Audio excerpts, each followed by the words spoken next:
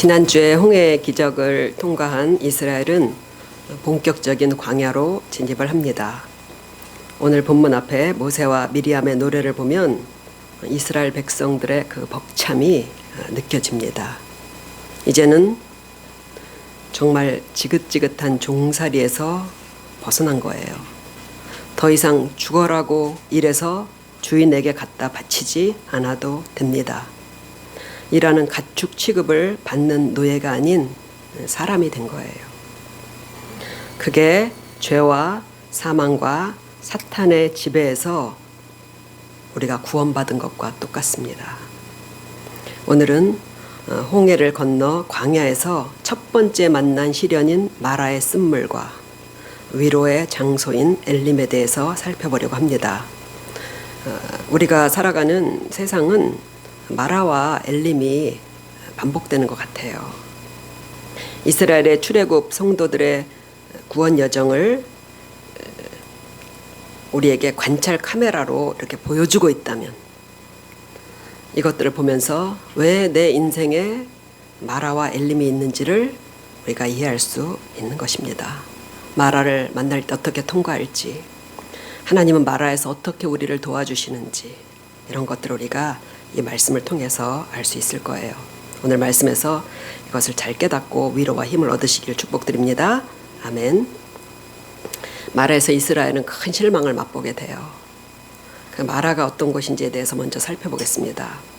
홍해를 건넌 이스라엘은 지난주에 우리가 지도를 보았죠. 홍해를 건넌 다음에 북쪽으로 바로 올라가지 않고 남쪽을 향해서 내려와서 시내산을 향해서 이동을 합니다. 엄청난 기적을 목격했잖아요. 이제는 모든 것이 잘 될 거라는 기대치도 최고에 도달해 있었을 거예요.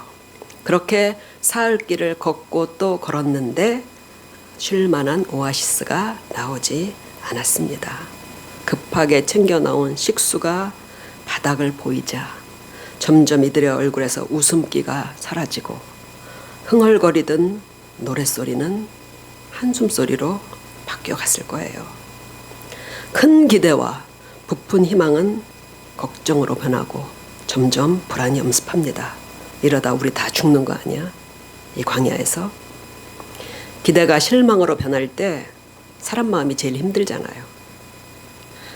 그때 다행히 마라라는 오아시스 지역을 만나게 됩니다. 그런데 여기서 이스라엘의 분노가 폭발한 거예요. 그 물은 식수로 쓸 수 없는 수질이 아주 나쁜 쓴 물이었습니다. 요즘 젊은이들이 좋아하는 음식 중에 마라탕이라고 있죠. 거기서 말하는 마라는 마비시키는 매운맛이라는 뜻이에요. 근데 오늘 본문에 나온 마라는 히브리어로 쓰다라는 뜻이에요. 단지 입맛에만 쓴 게 아니라 쥐어짜는 고통을 말할 때도 씁니다. 룻기를 보면 나오미가 해외 생활 중에 남편과 세 아들을 다 잃어버려요. 모든 것을 잃고 베들레헴 고향으로 돌아왔을 때 동네 사람들에게 이제는 나를 나오미라고 부르지 마라. 뭐라고 불러달라? 마라라고 불러달라 그래요. 마라가 그런 것입니다. 뼈아픈 고통이에요. 광야 첫 여정부터 마라를 만났다는 것은 세상 광야의 실태를 보여줍니다. 광야는 필요할 때 풍족히 공급해 주는 것이 아니에요. 하나님이 마라의 물을 일부러 쓰게 만든 거예요? 아니에요. 사람이 사는 세상에 도처에 깔린 게 마라의 샘물인 것입니다.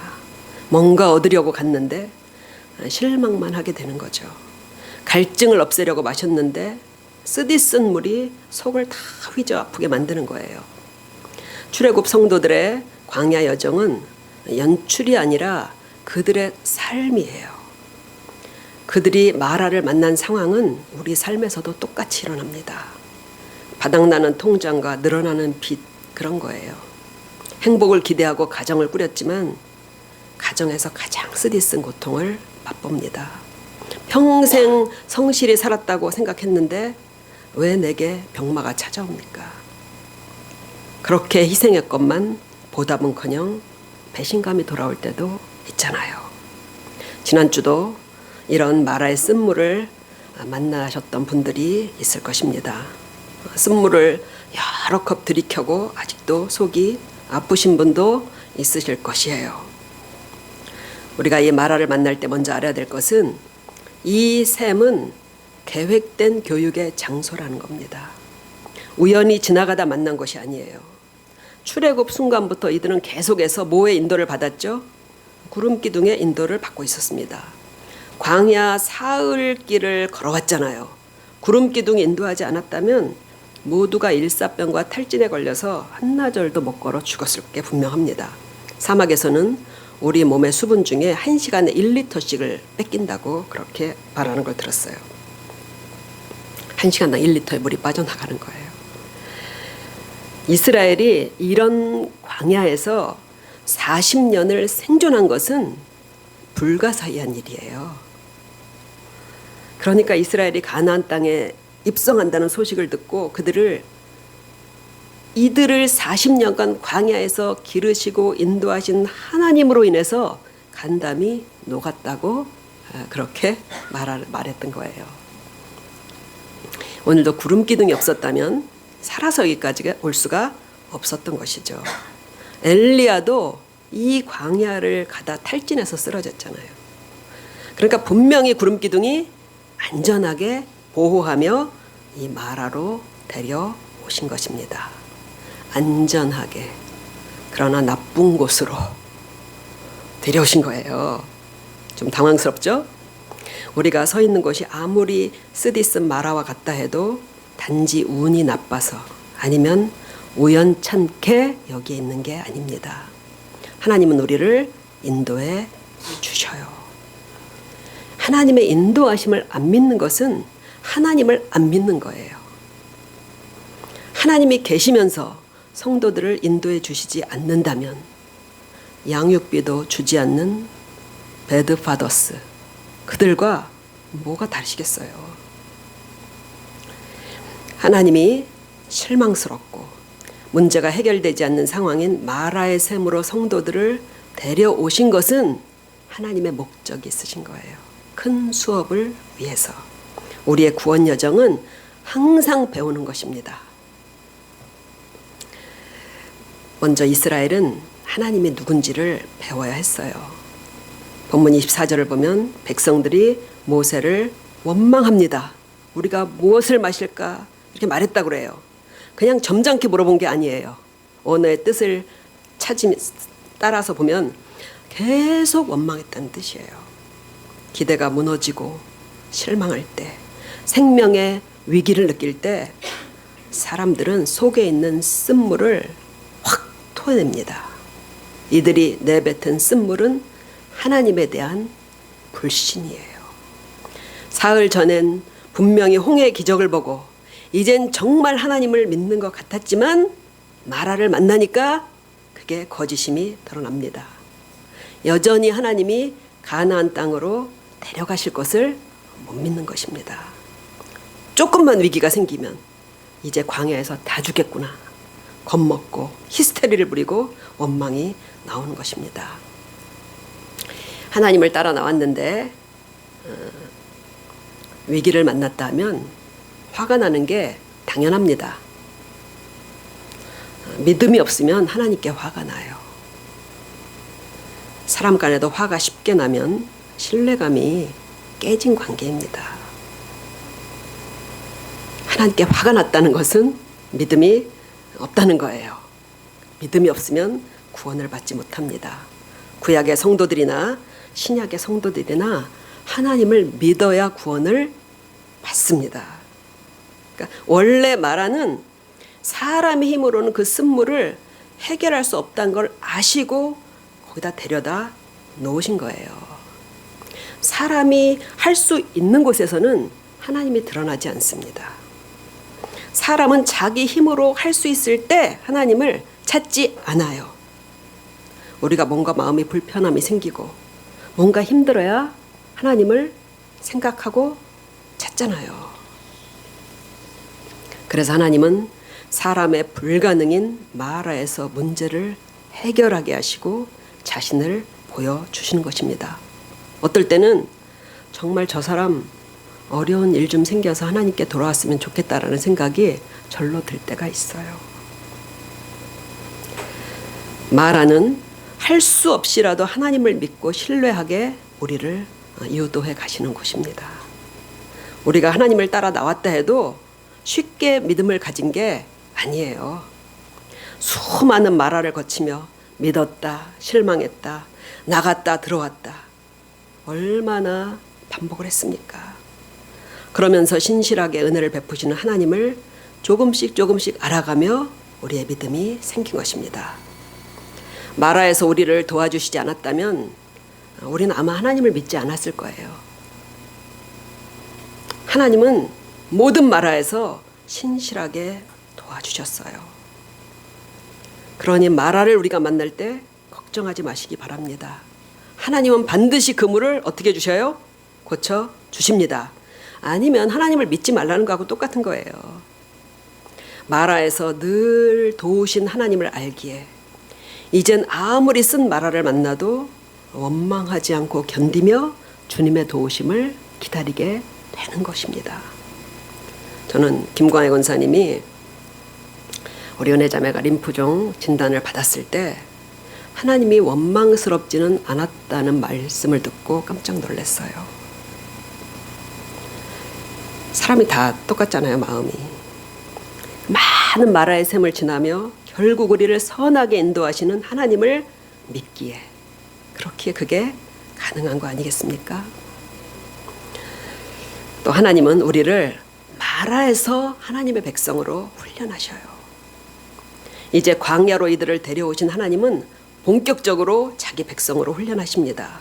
우리를 구원하신 하나님께는 목적이 있으셔요. 물론 우리 영의 아버지가 되어주시는 것입니다. 그렇다면 부모는 어때요? 우리가 자녀를 낳았으면 얘를 어떻게 키워야겠다. 이 얘의 특기를 살려서 앞으로 이거를 얘 직업으로 삼아서 먹고 살게 해주겠다. 어떤 사회에 유익한 사람으로 키우겠다. 그런 생각이 없는 부모는 없습니다. 내가 부자니까 얘는 평생 놀고 먹게 하겠다. 그런 부모 보셨어요? 참된 부자일수록 자녀의 경영 수업, 경제 교육 더 철저히 시킵니다. 이스라엘을 택하셔서 하나님의 백성을 삼으신 것은 단지 가나안에 데려다 놓으시고 꿀이나 빨게 하기 위해서가 아닙니다. 물론 이스라엘은 평생 꿀을 빨며 편히 살 가나안 땅을 기대했겠죠. 그렇게 이 땅에 육신의 편의를 제공하는 것이 구원의 목적이 아니십니다.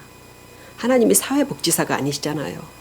쌀 떨어지면 쌀 갖다 주시고 병 나면 약 갖다 주시고 가게에 사람 몰아다 주시고 그게 하나님의 본분이시겠습니까? 그런 줄 알고 하나님을 믿겠다고 나섰다면 분명히 이 신앙의 여정을 이해하지 못할 것입니다. 믿고 따라왔는데 당장 뭐를 만나요? 마라를 만나게 되잖아요. 하나님은 이 백성으로, 내 백성으로 거룩한 백성을 삼기 위해서 택하셨다고 그렇게 말씀을 하셨어요. 우리를 부르신 것도 마찬가지예요. 데살로니가전서 4장 3절을 보면 하나님의 뜻은 이것이니 곧 너희의 거룩함이라. 에베소서 1장 4절에 곧 창세 전에 그리스도 안에서 우리를 택하사 우리로 사랑 안에서 그 앞에 거룩하게 흠이 없게 하시려고 우리를 부르셨다고 그랬어요. 우리가 단번에 그리스도의 의의 옷을 입어 거룩하게 된 것은 영적인 신분의 변화예요. 그러나 육의 변화, 인격도 거룩하게 변화시키는 것이 하나님의 뜻입니다. 우리를 하나님의 자녀로 삼으시고 아무 기대도 하지 않으신다면 오히려 우리가 화를 낼 일이에요. 옛날과 똑같은 사람으로 우리를 그런 사람으로 두신다면 오히려 이상한 거예요. 변할 수 있는 게 능력입니다. 사람들은 변하려 하지 않고 변하지를 못해요. 하나님이 우리를 거룩하게 변화시키는 데는 뭐가 필요하냐면요. 마라가 필요한 거예요. 마라는 우리를 속상하게 하고 괴롭히는 현실입니다. 하나님이 우리를 마라로 데려다 놓으시면요, 거기서 내 약점이 나타납니다. 마라에서 내 약점이 나타나는 거예요. 내가 돈을 이렇게 좋아하는 사람이었는지, 그렇게 질투심이 많은 사람이었는지, 남의 눈을 얼마나 의식하는 사람인지, 착한 일을 하지만 그 속에 감춰진 동기가 무엇인지, 이런 것들이 마라에서만 드러나요. 그런 나를 자꾸 봐야지 내 속에 있는 죄가 미워지는 것입니다. 그게 드러나기 전에는요, 자기를 지극히 사랑해요. 그런 못난 자아인데도. 그래서 우리를 이렇게 드러나게 하는 것은 환경이기도 하지만 힘들게 하는 누군가, 사람을 통해서일 때도 아주 많아요. 힘든 환경도 사람들이 좋으면 이겨내기가 쉬워요. 처지도 기가 막힌데 진짜 기가 막힌 사람을 데려다 놓으시기 때문에 그 연단이 되는 것입니다. 그러나 하나님은 우리를 고치기 위해, 변화시키기 위해 적임자를 갖다 놓으셔요. 적임자를. 그 사람만 만나면 내 단점이 울컥 나오게 하는 사람이 하나님이 우리에게 데려다 놓으신 마라 같은 그런 사람이에요. 계속 나를 힘들게 하는 사람, 환경, 어떤 문제, 그건 나를 고칠 때까지 그게 계속 반복되고 지속하게 하십니다. 하나님께서. 우리 안에 번번이 우리의 그런 나쁜 점들이 튀어나올 때 그런 내가 점점 싫어져야지 사람들은 겨우 자기 단점을 고칠 생각을 하게 되는 것입니다. 우리 성품 중에 그래도 예수님의 성품이 희미하게나마 나타나기 시작한 게 있다면 100% 마라의 쓴물을 수없이 들이키며 그렇게 된 것 아니겠습니까? 마라는 우리를 거룩하게 변화시키기 위한 하나님의 장소임을 알기에 이제 마라를 만나게 되면 먼저 내가 뭘 고쳐야 되지? 내가 뭘 잘못했지? 우리가 그걸 생각하게 되는 것입니다.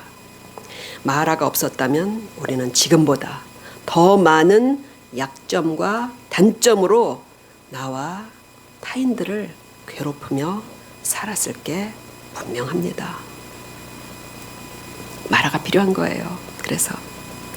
그러나 하나님께서는 오늘 마라의 샘물을 결국 뭘로 고쳐주시죠? 단물로 고쳐주십니다. 마라가 계속되면 우리는 거기서 죽습니다. 하나님은 치료하시는 하나님이시지 죽이시는 하나님이 아닙니다. 오늘 본문의 의미에는 먼저 출애굽이라는 그 의미가 그렇듯이 죽은 영혼을 되살리시는 구원에 우선 초점이 있어요. 영적으로 이 마라에 먹지 못할 생명이 살 수 없는 이 쓴 물은 밖의 환경이 아니라 실은 죄인 자신을 말합니다. 그러니까 이스라엘이 마라의 쓴물에서 자기 모습을 대면한 거예요. 25절에 나와 있듯이 이 쓴물을 어떻게 고쳐요? 단물로 고칠 때 방법이 좀 특이하죠. 모세가 기도했을 때 하나님께서 한 나무를 가리키십니다. 그 나무를 물에 던졌더니 쓴물이 단물로 변하게 돼요. 인간 안에 있는 사망의 상태, 죽음의 생명이 살 수 없는 이 물이 바뀌려면 그 안에서 뭔가 이렇게 변화가 일어나서 되는 게 아니에요. 밖에서 무언가 안으로 들어와야 하는 것입니다. 모든 수양하는 종교들의 한계가 이거예요. 본성은 그대로 있는데 수련으로 다듬기만 하는 거예요. 많은 신학자들이 하나님이 가리키신 그 나무를 생명나무, 예수 그리스도의 십자가라고 해석하는데 다 동의합니다. 이건 예수님의 십자가다. 우리 안에 반드시 예수님이 들어오셔야만 생명의 역사가 일어납니다. 영혼의 구원도 그렇고 마라와 같은 고통의 현실에서도 똑같아요. 예수님이 들어오셔야 변화와 생명 역사가 일어납니다. 이미 썩은 물, 생명이 살 수 없는 쓴 물이 단물로 바뀌려면 누가 오셔야 해요? 예수님이 오셔야 합니다. 그렇기 때문에 출애굽의 과정을 우리가 쭉 계속해서 보면요, 여기서 생기는 모든 문제, 이스라엘이 죽게 되었을 때 하나님이 내리시는 모든 솔루션은 다 예수님을 상징하는 거예요. 이것도 예수님, 저것도 예수님. 만나도 예수님. 반석을 쳐서 나온 물도 예수님. 죄를 지어서 불뱀에 물려서 죽어갈 때, 장대에 높이 매달은 노뱀도 예수님. 좀 뒤에 보면 시내산에서 이스라엘이 하나님을 만나서 이제 왕과 백성의 언약식을 체결합니다. 아주 엄중하게 그 언약식을 체결해요. 그런데 그 뒤에 모세가 십계명을 받으러 올라간 동안에 이들이 산 아래서 뭐를 만들죠? 금송아지를 만들죠. 그죠? 하나님과의 언약을 이미 파기한 거예요, 그게요. 그래서 이스라엘은 그걸로 끝났어요, 맞아요. 근데 하나님께서 이들을 용서해 주십니다. 그때 모세가 어떤 일을 했는지 혹시 기억나세요? 모세가 금송아지를 태워서 빻은 가루를 물에 뿌려서 백성들에게 다 마시겠습니다. 좀 이상하잖아요, 좀 이런 게, 그죠? 응? 금을 아주 곱게 분쇄하면 붉은 빛이 됩니다. 곱게 분쇄하면 이들이 포도주 색깔의 물을 마신 거예요. 예수 그리스도의 속죄의 보혈을 상징하는 것입니다. 사람의 죄로 인해서 뭉개지고 피 흘리신 예수님의 속죄의 보혈을, 그것을 죄인들에게 다 마시게 한 거예요. 마라와 같이 생명이 없는 죄인의 영에 오늘 하나님이 가르치시는 한 나무, 예수님을 던져 넣어야 생명이 살아납니다. 언젠가 가영자매가 묵상방에서 이런 말을 올렸더라고요. 진짜 복은 예수님을 구주로 고백하는 삶인 것 같아요. 맞아요. 맞잖아요. 정말 맞아요. 마라와 같이 쓰디쓴 우리 인생도 예수님이 들어오시면 고쳐집니다. 그래서 나는 고침받은 인생이야 라고 고백하지 않는 성도는 없어요.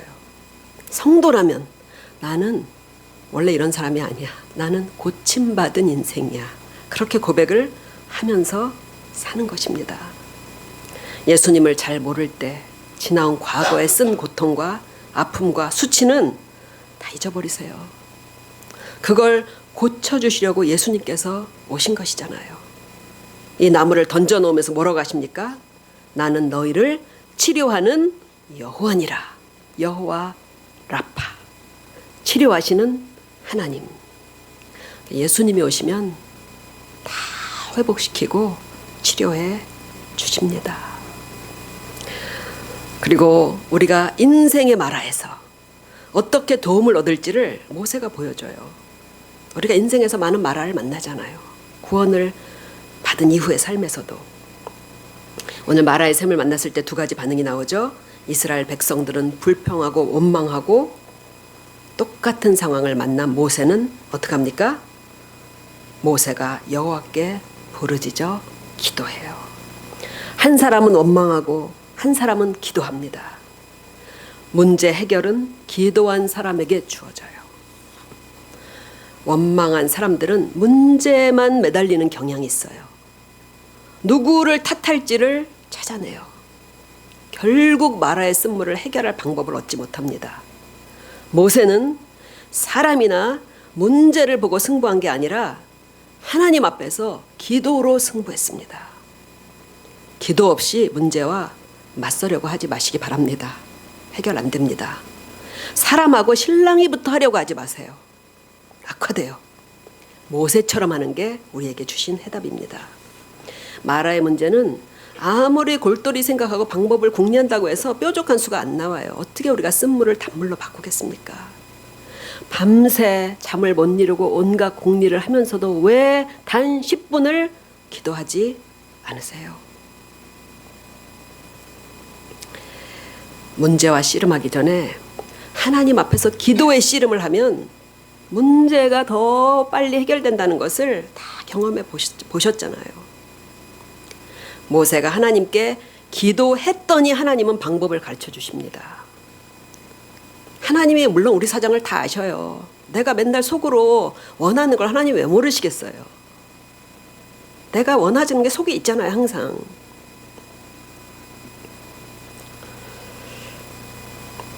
그래도 오늘 모세가 기도할 때 단물로 고치는 방법을 주신 걸 우리는 기억해야 합니다. 기도할 때 하나님은 원인도 알게 하시고 해결 방법과 지혜도 주십니다. 마라에서 우리는 그동안 기도를 배우고 기도의 사람이 되었습니다.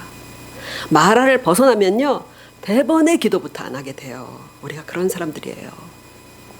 마라에서 우리가 기도를 배우면 어떤 일도 두려워하지 않는 강단이 생깁니다. 영의 근력이 생겨요.